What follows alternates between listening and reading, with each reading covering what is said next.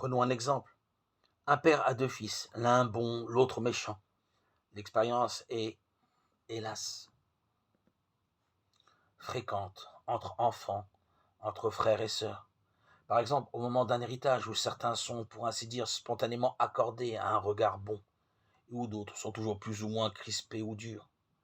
Or, l'expérience nous montre bien que des deux fils, le méchant s'est comme rendu incapable d'entendre le langage de la bonté, parce qu'il n'a plus d'affinité a priori avec elle. Il ne peut comprendre la bonté de son père.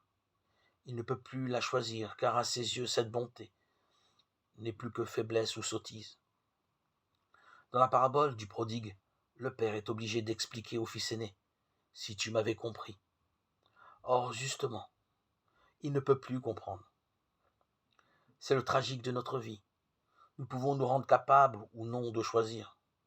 Et pour choisir la miséricorde, il nous faut désarmer constamment, croire et attendre l'impossible de l'autre, refuser de notre jugement, de notre idée qu'ils soient les seules mesures de la réalité. Il faut nous obliger à nouveau, en face de chaque être, à admettre que nous n'avons pas forcément raison. Voilà ce que veut dire la miséricorde. Voilà ce que veut dire aimer. Savoir un cœur qui accepte d'être liquéfié. Un cœur qui se refuse à juger et qui désarme inlassablement.